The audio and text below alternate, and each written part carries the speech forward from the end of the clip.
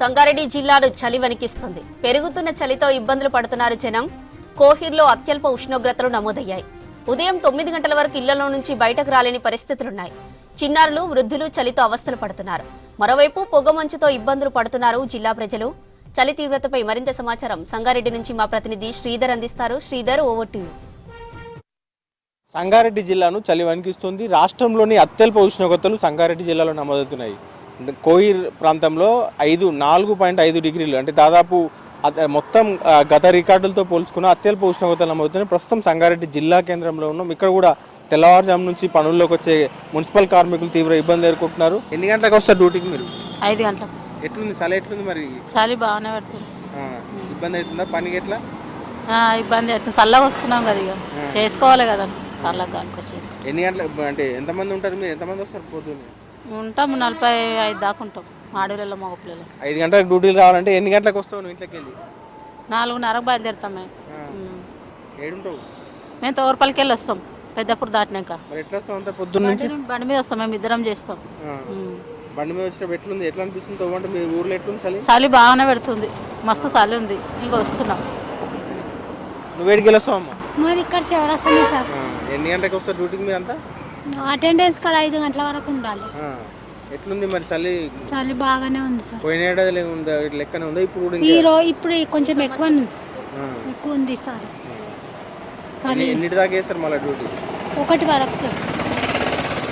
ఇది తెల్లవారుజామునే విధుల్లోకి వచ్చే మున్సిపల్ కార్మికులు కావచ్చు, వీరంతా కూడా జనం అయితే ఇబ్బందులు పడుతున్నారు. ఒకవైపు ఇక్కడ ప్రధానంగా ఏదైతే సంగారెడ్డి జిల్లా వరకు పారిశ్రామిక ప్రాంతం ఎక్కువగా ఉంటుంది. ఈ ప్రాంతంలో ఉదయం షిఫ్ట్లకు వెళ్ళేవారంతా ఉంటారు.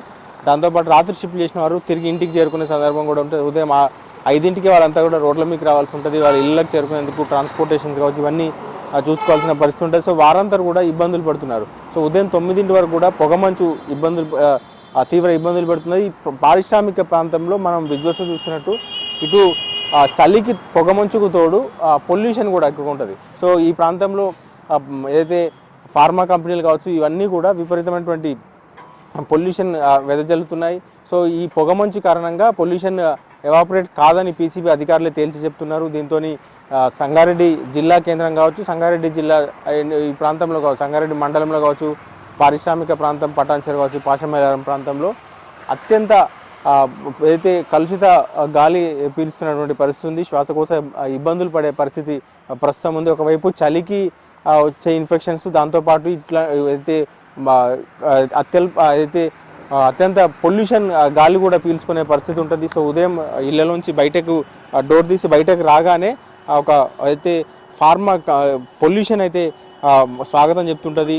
బయటకు రోడ్ల మీదకి వచ్చిన తెల్లవారుజామున కావచ్చు, ఉదయం వాకింగ్కి వచ్చిన ఆరోగ్యం మాట్లాడి నుంచి పొల్యూషన్ గాలి పీల్చుకోవాల్సిన పరిస్థితి ఉంటుంది.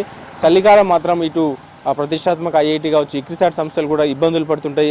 అయితే వివిధ ప్రాంతాల నుంచి, వివిధ దేశాల నుంచి వచ్చేవారు కూడా ఈ పొల్యూషన్ గాలి పీల్చుకునే పరిస్థితి ఉంటుంది. సో వారందరూ కూడా ఇబ్బందులు పడుతుంటారు. గత కొన్నేళ్ళుగా ఇట్లాంటి పరిస్థితి ఉన్నా దీనికి పీసీపీ అధికారులు పట్టించుకోవడం లేదంటూ కూడా స్థానికులు ఆరోపిస్తుంటారు. సో ఒకవైపు సంగారెడ్డి జిల్లాలో చలి, దాంతోపాటు ఈ పొల్యూషన్ కూడా తీవ్ర ఇబ్బందులు గురి చేస్తున్నాయి. మరోవైపు రాష్ట్రంలోని అత్యల్ప ఉష్ణోగ్రతలు ఇటు కోహిర్ ప్రాంతంలో నమోదవుతున్నాయి. 5 డిగ్రీల లోపు ఉష్ణోగ్రతలు నమోదవుతున్నాయి.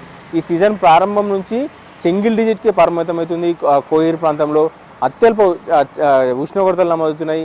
5 నుంచి 9 డిగ్రీల మధ్యలోనే ప్రతిరోజు రాత్రి ఉంటుంది. అక్కడైతే ఉదయం 9 గంటల దాకా బయటకు రాని పరిస్థితి, సాయంత్రం 5 గంటలకు ఇళ్ళలోకి వెళ్ళే పరిస్థితి, చలిమంటలు కావచ్చు, అయితే ఇళ్లలోనే ఉండిపోయే పరిస్థితి ఉంటుంది. సో దీనికి కారణాలు కూడా ఇంకా అయితే ప్రత్యేకించి కోయిర్ ప్రాంతంలో అత్యల్ప చలి ఎందుకు ఉంటుందని కూడా దాన్ని అయితే ఇప్పటికి ఇంకా దానికి కారణాలు పూర్తిగా తెలియలేదని చెప్పొచ్చు. దానికి సంబంధించినటువంటి ఆ ప్రాంతంలో ఎత్తైన ప్రాంతం అని చెప్తున్నారు. దాంతోపాటు ఎక్కువగా పంట పొలాలు ఉండడం వల్ల కావచ్చు, నీటి వనరులు ఉండడం వల్ల చలి పెడుతుందంటూ కూడా, చలి ఎక్కువగా ఉంటుందంటూ కూడా చెప్తున్నటువంటి పరిస్థితి. నారాయణఖేడ్ నియోజకవర్గంలోని పలు ప్రాంతాల్లో కూడా అయితే కంకి కావచ్చు, ఈ ప్రాంతాల్లో కూడా అత్యల్ప ఉష్ణోగ్రతలు అవుతున్నాయి. సంగారెడ్డి జిల్లాతో పాటు మెదక్ జిల్లాలోని నర్సాపూర్ కావచ్చు, సిద్దిపేట జిల్లాలోని పలు ప్రాంతాల్లో కూడా అత్యల్ప ఉష్ణోగ్రతలు నమోదవుతూనే ఉన్నాయి. ఉదయం 7 అవుతున్నప్పటికీ పొగమంచు వేయడం లేదు. సో ఈ పొగమంచు కారణంగా ప్రమాదాలు కూడా జరుగుతున్నటువంటి పరిస్థితి గతంలో కూడా జరిగినాయి. నిన్న అయితే జైరాబాద్ ప్రాంతంలో కూడా బస్సు రోడ్డు పక్కన స్పీడ్ కారణంగా కావచ్చు, పొగమంచు కారణంగా కావచ్చు, రోడ్డు పక్కన పల్టీ పడి 2 గాయాలని దాదాపు 36 మంది ఆ బస్సులో ప్రయాణిస్తున్నారు. సో ఇట్లాంటి ఘటనలు గతంలో కూడా పలు చోటు చేసుకున్నటువంటి పరిస్థితి ఉంది. ఉదయం 7 గంటల వరకు కూడా రోడ్లపైన పొగమంచు వీడడం లేదు. దీంతో జనం అయితే హైవే పైకి వచ్చిన వారు కావచ్చు, వీరంతా కూడా ముందు వాహనాలు కనిపించక ఇబ్బందులు పడ్డటువంటి పరిస్థితి ఉంది. సో ఓవరాల్గా మొత్తం మెదక్ జిల్లా కావచ్చు, ఉమ్మడి మెదక్ జిల్లా ఇటు చలి తీవ్రత పెరిగింది. ఉదయం బయటకు వెళ్ళేవారంతా కూడా ఇబ్బందులు పడుతున్న పరిస్థితి ఉంది. సో ఇటు సంగారెడ్డి జిల్లాలో మాత్రం ఇటు కోహీర్ కావచ్చు, సంగారెడ్డి జిల్లా కేంద్రం కావచ్చు, పటాన్చెరు ప్రాంతంలో కావచ్చు అత్యల్ప ఉష్ణోగ్రతలు సింగిల్ డిజిట్ ఉష్ణోగ్రతలే ఉంటున్నాయి. దీంతో జనం అయితే ఇబ్బందులు పడుతున్నారు. ప్రతిరోజు కూడా ఈ సీజన్ మొత్తం ప్రారంభం నుంచి ఇప్పటి వరకు అట్లాంటి సిచ్యువేషన్ ఉంది. మళ్ళీ అయితే ఈ సీజన్ అంటే డిసెంబర్ ఎండింగ్ వరకు కావచ్చు చలి ఇట్లానే ఉంటుంది అధికారులు చెప్తున్న నేపథ్యంలో అప్రమత్తంగా ఉండాలని అధికారులు ఏదైతే సూచిస్తున్నారో, వైద్యులు సూచిస్తున్నటువంటి పరిస్థితి ఉంది. సో ఓవరాల్గా సంగారెడ్డి జిల్లాను మాత్రం చలి వణికిస్తుందని చెప్పొచ్చు. కెమెరామెన్ రాజుతో శ్రీధర్ విసిక్ సంగారెడ్డి నుండి.